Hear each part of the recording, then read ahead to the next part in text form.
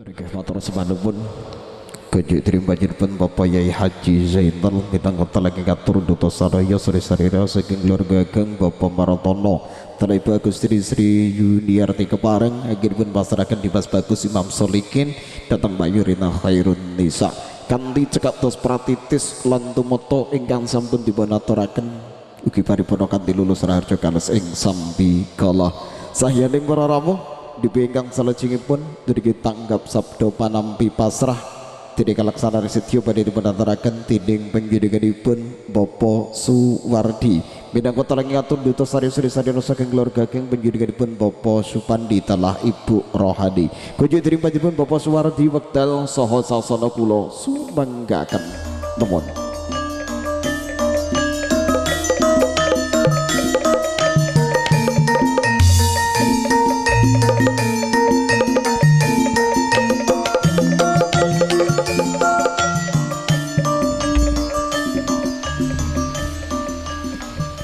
Assalamualaikum warahmatullahi wabarakatuh.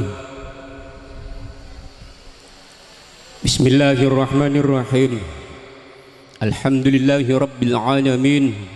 Nahmaduhu wa nasta'inu wa nastaghfiruhu wa na'udzu billahi min shururi anfusina wa min sayyiati a'malina. May yahdihillahu fala mudilla lahu wa may yudlil fala hadiya lahu.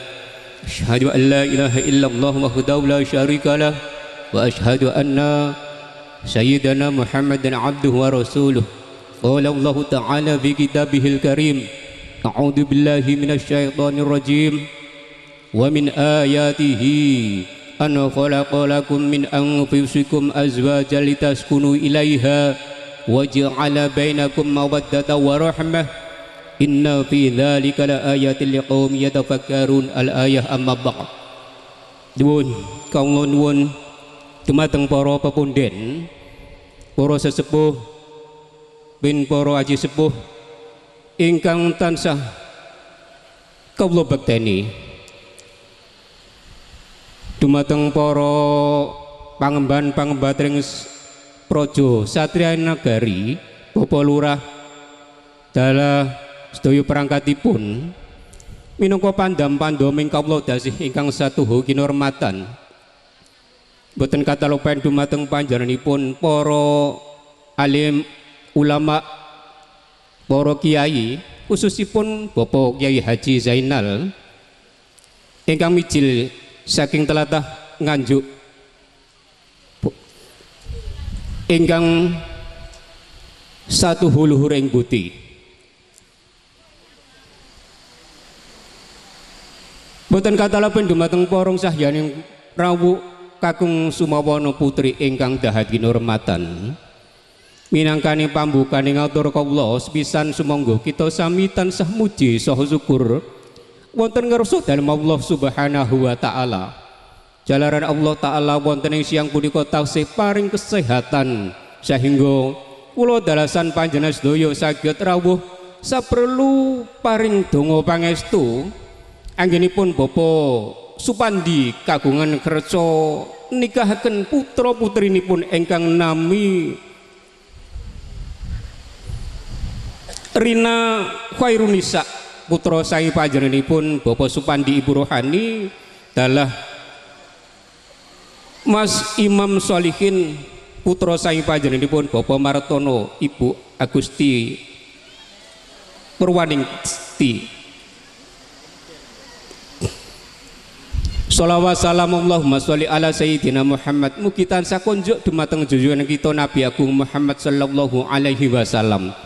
Jalaran Kanjeng Nabi Muhammad sampun paring margi ingkang leres ingkang dipun ridhoi dening Allah Subhanahu wa taala mawi syariat agami Islam ingkang supados gesang kula panjenengan sedaya kanthi syariat agama Islam saged mulya bahagia donya dumugi wonten ing akhiratipun. Amin amin ya rabbal alamin. Para rawuh kakung Sumawana putri ingkang dahat kinurmatan utaminipun panjenenganipun Bapak Martono dalasan ibu lan keluarga agengipun kepareng kawula matur nggih minangka sulih salira saking panjenenganipun Bapak Supandi dalah Ibu Rohani ingkang hamangku karso inggih ingkang ang mengkugati supados hanampi pinasrahipun Bapak Martono sekalan ibu.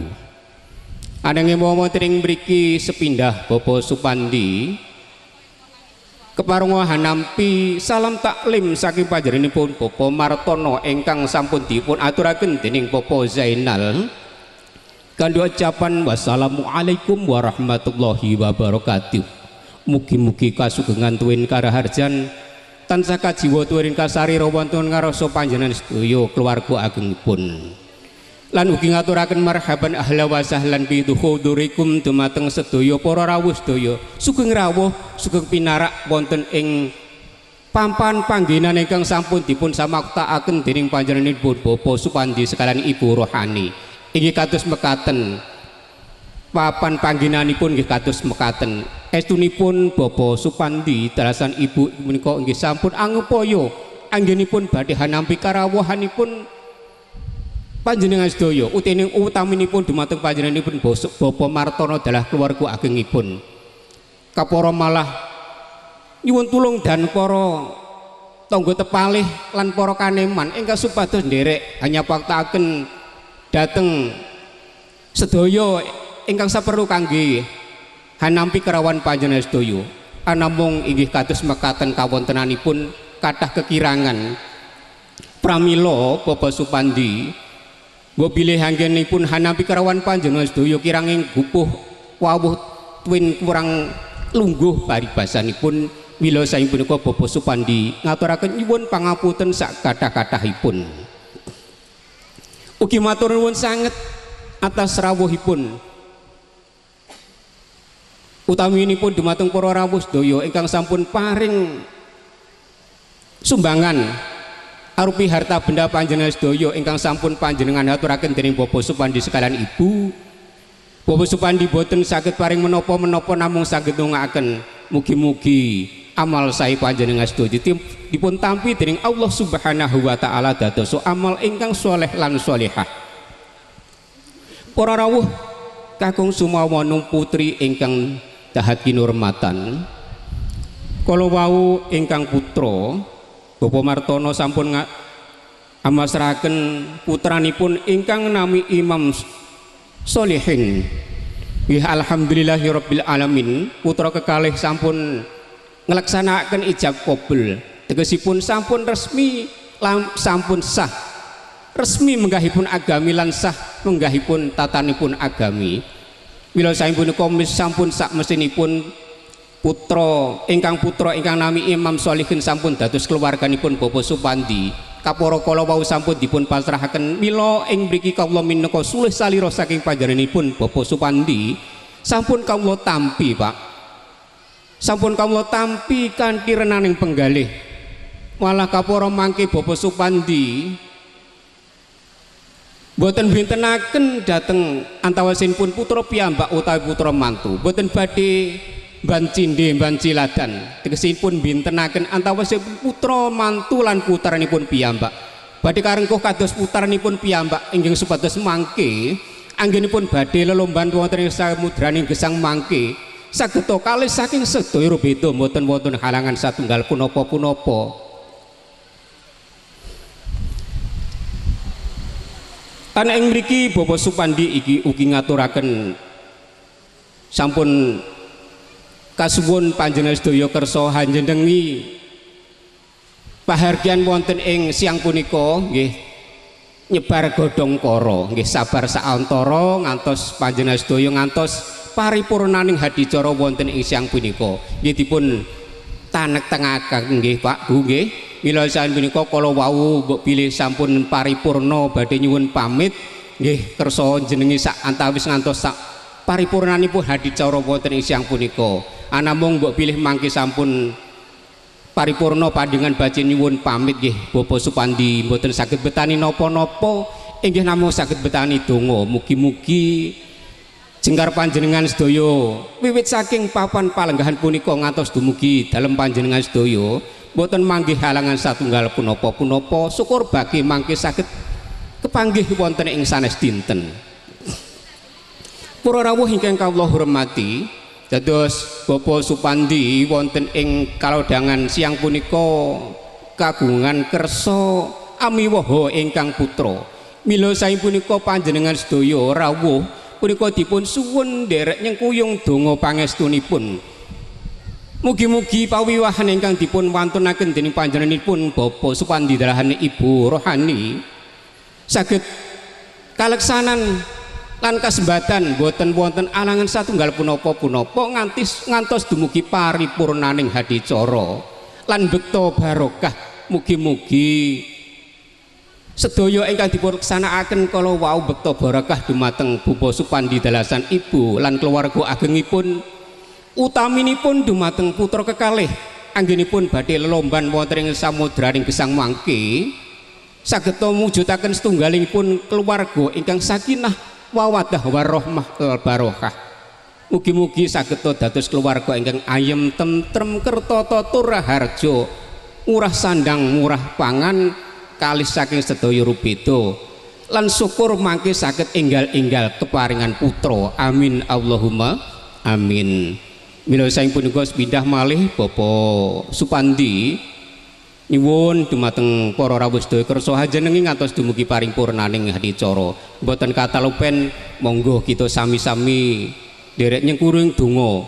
Mugi-mugi ingkang putra kekalih inggih menika Mas Imam Sholikin kaliyan Mbak Rina Khairunisa mangke anggenipun badhe gesang wonten ing samudraning agung bebrayan agung mangke saged kalih saking sedaya rubeda mboten wonten alangan setunggal punapa-punapa, murah rezekine, sehat badane, ayem tentrem keluargane. Amin Allahumma amin. Monggo kita sami nyuwun kalian Allah Subhanahu wa taala. Mugi-mugi saged dipun ijab dening Allah Subhanahu wa taala. A'udzubillahi minasyaitonir rajim. Bismillahirrahmanirrahim. Allahumma salli ala sayyidina Muhammad wa ala ali sayyidina Muhammad walhamdulillahi rabbil alamin. Hamdan wa fi mazidah. Ya Rabbana lakal hamdu kama yanbaghi li jalalika wajhika wa 'adi sultanik. Allahumma salli wa sallim ala sayyidina Muhammad salatan tunjina biha min jami'il ahwali wal afat wa taqaddilana biha min jami'il hajat wa tutahhiruna biha min jami'is sayyat wa tarfa'una biha 'indaka 'al darajat wa tuballighuna biha aqsal ghayat min jami'il khairati bil hayati wa badal mamat innaka 'ala kulli syai'in qadir. Barakallahu laka wa barakallahu alaikuma fi khair wa baraka mandaini fi khair ij'alna mubarakan mubarakan bi ridaillahi wa bi syafaati rasulillah sallallahu alaihi wasallam.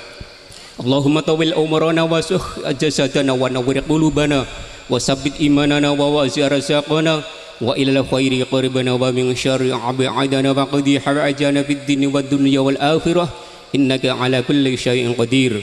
Allahumma alif bainahuma kama alafta baina abina Adam wa ummina Hawa wa alif bainahuma kama alafta Yusuf wa Zulaikha wa alif bainahuma kama alafta baina Sayyidina Ali wa Fatimah Zahra wa alif bainahuma kama alafta baina Sayyidina Muhammadin sallallahu alaihi wa sayyidatil Khadijatul Kubra wa alif bainahuma kama alafta bainal ma'i wat tin. Allahumma inna nas'aluka salamatan fid dinina wa dunyana wa malina wa azwajina wa auladina wa dhurriyyatina ya arhamar rahimin.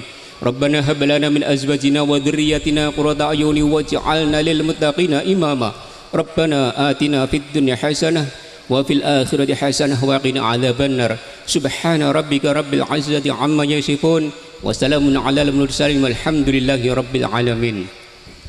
Mekaten atur kawula mbok bilih anggen kawula matur kathah kekirangan nggih amargi nedahaken kiranging pono anggen kawula hanapi warah ing para nimpuna menggahing pun sastra ten basa pramila kawula tansah hamawantu-wantu lumuturing samudra pangaksama. Akhiru kalam billahi taufiq wal hidayah wa ridha wal inayah. Wassalamu alaikum warahmatullahi wabarakatuh.